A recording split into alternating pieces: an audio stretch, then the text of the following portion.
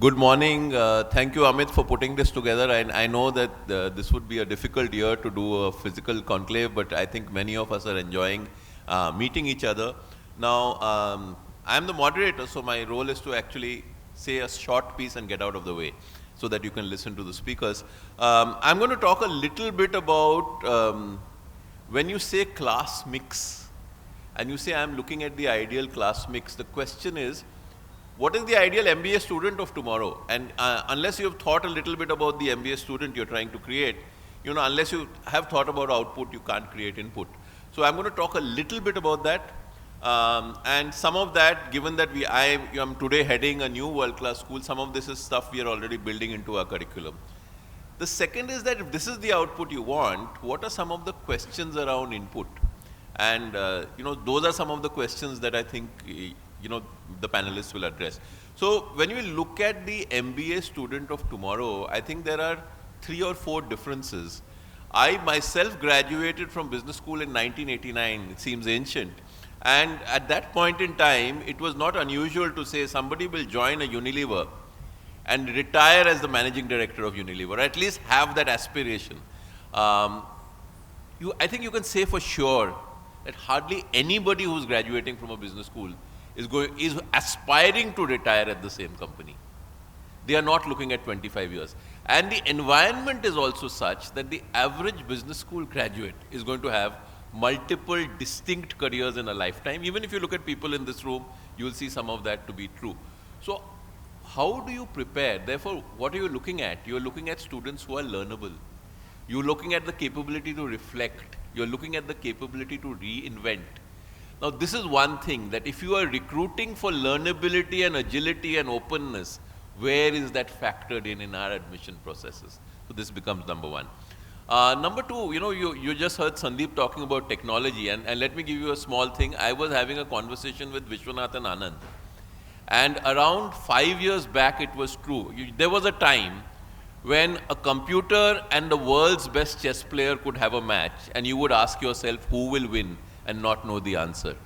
Today, Vishwanathan Anand tells me there are 35 smartphones whose chess engine is better than Magnus Carlsen. So today in chess, the computer has clearly overtaken the world's best human being. So when you're looking at structured environments where all the possibilities can be enumerated, AI trumps every human being.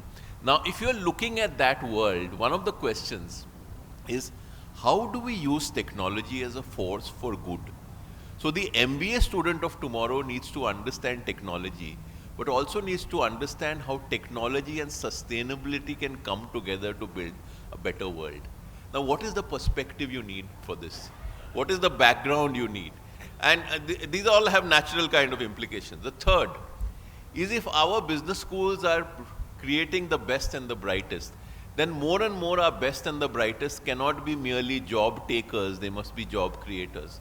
Whether as entrepreneurs or as people who create new businesses within a corporation, entrepreneur or intrapreneur, you are looking for people with more initiative, greater ownership, etc.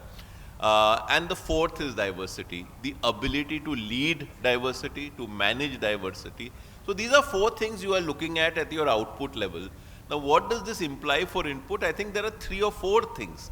One is the larger question that almost everybody will agree that if 15 years back what we were looking at was largely analytical skills, we were looking at mostly left brain, today we are looking at whole brain.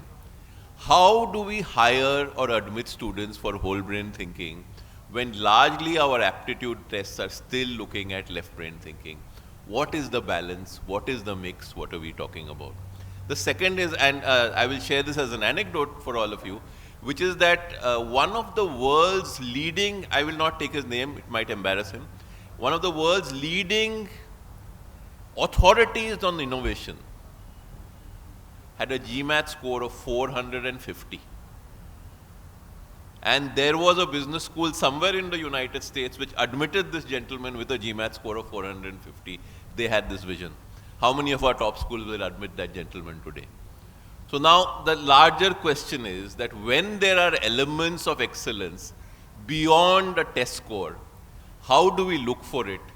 How do we factor it? The third is, when we talk about diversity, almost everything that we say in diversity is what I will call identity diversity. Gender is an aspect of identity diversity. Which state you come from is an aspect of identity diversity.